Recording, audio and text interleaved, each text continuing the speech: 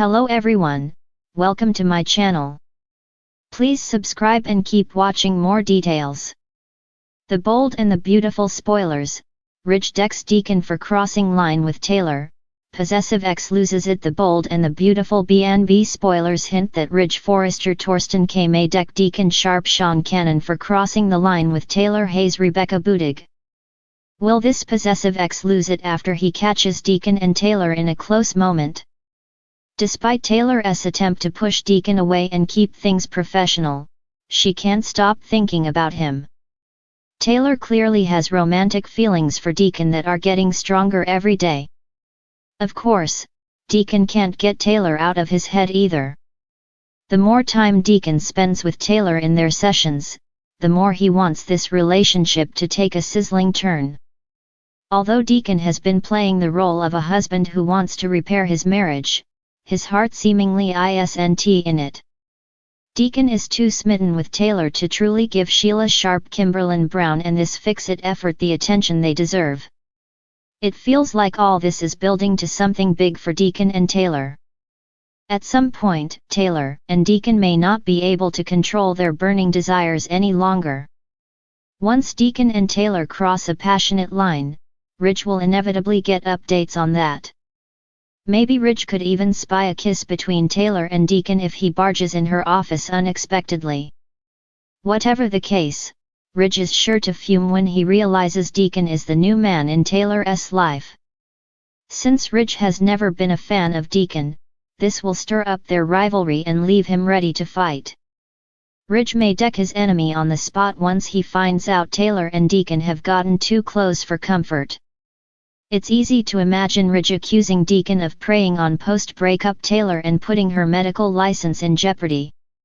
If Ridge does take a swing or two at Deacon, then Deacon just might strike back. Taylor may have to watch Ridge and Deacon brawl right in front of her if B&B wants to be extra dramatic about all this. The Bold and the Beautiful spoilers say Ridge and Deacon have quite a feud ahead of them, so bad news is brewing. In Los Angeles, very few hearts beat quietly, and even fewer keep to themselves. Love triangles are practically a city sport, and jealousy is the price of admission. But every now and then, even on the Bold and the Beautiful, one man's boiling point becomes the week's headline. This time, that man is Ridge Forrester. And the spark that lights his temper like a match dropped into gasoline. Deacon Sharp crossing a line with Taylor Hayes. It begins innocently enough, or at least, as innocently as anything involving Deacon Sharp ever could. Deacon has been riding high on the success of Il Giardino, throwing himself into work to distract from the wreckage of his romantic life, but between late-night wine tastings, renovation plans, and the heavy quiet of an empty apartment, he finds his thoughts drifting not to Sheila, but to Taylor. Gentle, steady, kind Taylor, who somehow, despite her complicated history with Ridge, remains one of the few people in Deacon's orbit who doesn't treat him like a ticking bomb. Taylor listens without judgment. She encourages him without agenda. And, in Deacon's mind, that kindness gradually becomes something warmer, something he begins to mislabel as possibility. So when Taylor stops by Il Giardino to thank Deacon for donating meals to a community shelter she's supporting, he sees an opportunity. A small, ill-advised, very Deacon opportunity. It starts with a compliment too personal, too soft for friendly conversation. Then a hand lingering a moment too long on her arm. And finally, the moment that will ignite Ridge's fury, a lean-in, unmistakably romantic, unmistakably inappropriate. Taylor pulls back before lips meet lips. She's calm, gentle, but firm. Deacon, this isn't a line you want to cross. And it's not one I'm willing to entertain. Deacon, embarrassed, mutters an apology. Taylor accepts it with grace and heads out. But not before one unlucky server snaps a photo and sends it to someone who sends it to someone else who, eventually sends it straight to Ridge Forrester. Ridge doesn't confront Taylor. Not at first. Because Ridge is a man who believes in trusting his instincts above anything else, especially when those instincts convince him he is the wronged party. And in that photo, all he sees is Deacon leaning forward toward a woman Ridge still cares about, cares deeply enough to hide behind phrases like just friends and we have history. Deeply enough to lose his composure in seconds. Ridge storms into Il Giardino the next afternoon without warning, without a plan, and without the part of his brain that usually reins him in. Deacon is prepping for a private luncheon when Ridge appears, fists clenched, eyes blazing like a man who has already imagined a fight and committed to seeing it through. "What exactly do you think you're doing with Taylor?" Ridge demands. Deacon looks up, startled but not cowed. Nothing happened. Nothing was going to happen. She made that clear. Ridge steps closer. "You should never have tried anything in the first place. Taylor is off limits." Deacon laughs once, bitterly. "Off limits to who? You, the same man who can't decide what he wants one month to the next. You don't get to call dibs on Taylor just because you're feeling lonely." The words hit their mark. Ridge has never taken well to truth, especially when it comes wrapped in Deacon's voice. And it's that moment, not the photo, not jealousy, not protectiveness, when Ridge's control finally snaps. He punches Deacon. It's not a shove, not a warning tap. It's a full force, rage-fueled swing that sends Deacon staggering into a table of stacked plates. They crash around him, shattering like punctuation marks to Ridge's fury. Deacon pushes himself up, wiping blood from his mouth as he glares back. "You think hitting me is going to change the fact you don't own Taylor? She doesn't need you fighting her battles. She never did." But Ridge is past logic. "Stay away from her," he growls. "I mean it." And then he storms out, leaving the restaurant in stunned silence. The fallout is immediate. Taylor hears about the punch before Ridge even makes it home. Of course she does. News in Los Angeles, especially news involving fists and Forrester men, travels on wings. She confronts Ridge at the Cliff House, her voice calm but her disappointment unmistakable. "I told you Deacon crossed a line, and I handled it. What I didn't need was you showing up like some territorial alpha who thinks I'm property." Ridge insists he was protecting her. Taylor shakes her head. "No. You were protecting your ego." Meanwhile, Deacon debates pressing charges not because he wants Ridge arrested, but because he's tired of being everyone's punching bag, literally and figuratively. Hope urges him to let it go. Brooke urges Ridge to apologize. Steffi sides with her father, insisting he acted out of love. And Finn, ever the voice of reason, suggests therapy. Again. But the real question isn't whether Ridge will apologize.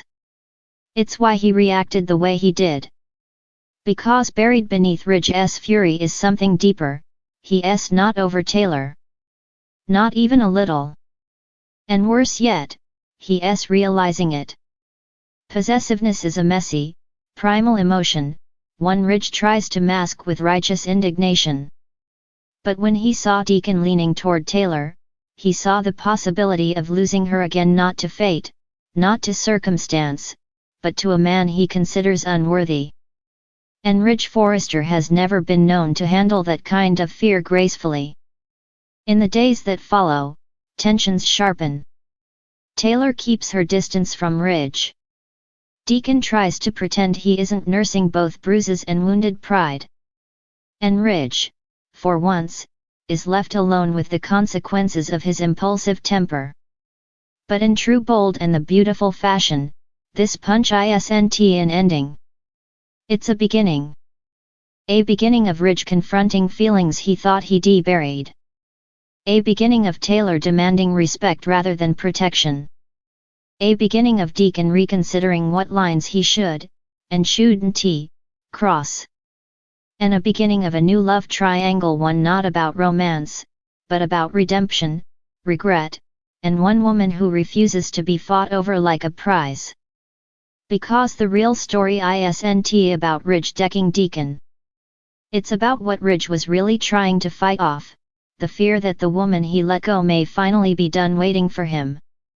The Bold and the Beautiful Monday, December 1st update, Bill steals for Spencer Empire. The Bold and the Beautiful B&B spoilers update for Monday, December 1st, reveals that Bill Spencer Don Diamond will steal for the Spencer Empire while Dylan Sidney Bullock faces a heartbreaking task.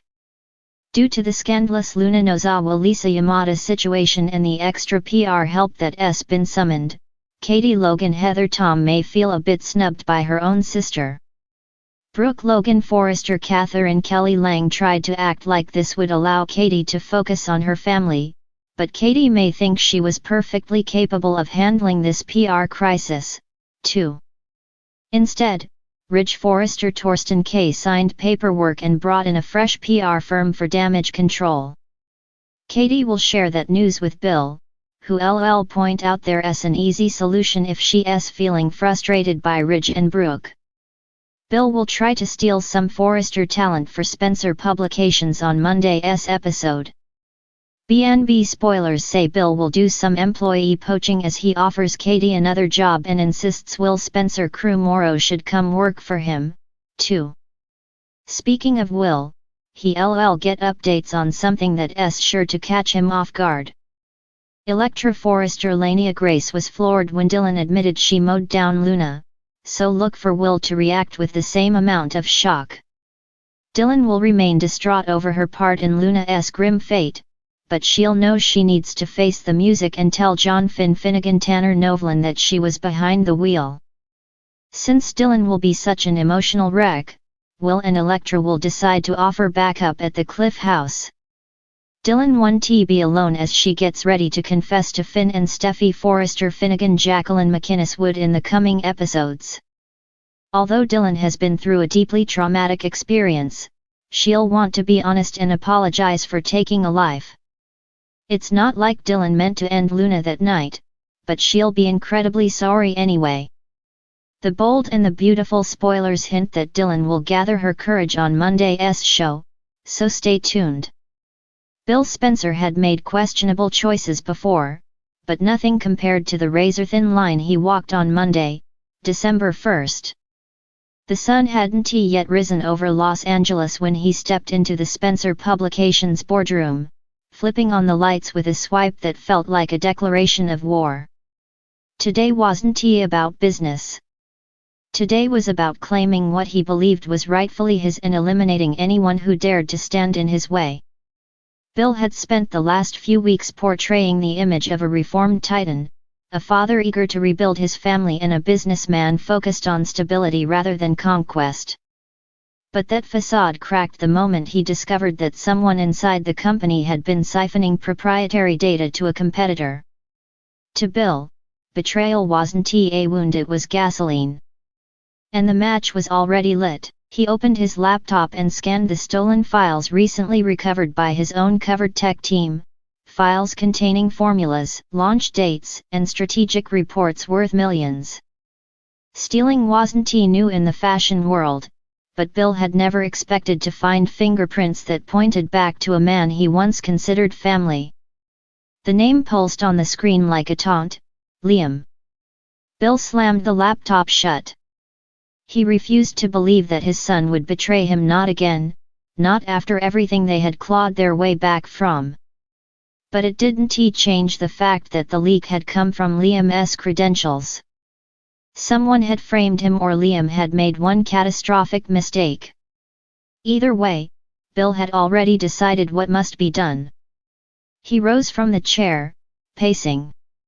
In the faint reflection of the window, he saw the man he used to be: aggressive, untouchable, relentless. The man who would burn the city to ash if it meant protecting the Spencer legacy. And for the first time in months, Bill didn't look away. He embraced it. Meanwhile, across town at Forrester Creations, Steffi was already deep into her morning. Reports had piled up overnight, all detailing corporate tremors within the industry. She didn't need the specifics yet, the ripples told her enough. Spencer Publications was gearing up for something big, or something destructive. And when Bill Spencer made a move, everyone in the fashion sphere felt the aftershocks. Finn entered the office quietly, slipping behind Steffi and resting his hands gently on her shoulders. "You're tense," he murmured. "Bill is up to something," she replied without turning. "I can feel it." Finn frowned, not because he doubted her intuition but because Bill Spencer was never a threat to underestimate. "Whatever it is, we'll handle it," he assured her. Steffi appreciated the sentiment, but this wasn't personal. This was business warfare, and in that arena, Bill didn't have enemies so much as targets. If Spencer Publications was on the brink of launching some aggressive new expansion, Forrester needed to brace itself. Back at Spencer Publications, Wyatt walked into the building with a carton of coffee and a smile that faded instantly when he saw the tension radiating off his father. Wyatt set the carton down slowly. "Okay," Wyatt said. "That's your I am about to take over the world look. Should I be concerned?" Bill barely lifted his gaze. "I need you focused today. No distractions." Wyatt folded his arms. "Focused on what?" Bill hesitated. Wyatt wasn't Liam. He didn't challenge Bill with moral speeches. He asked direct questions and expected direct answers. But Bill couldn't risk saying too much before confirming the traitor's identity.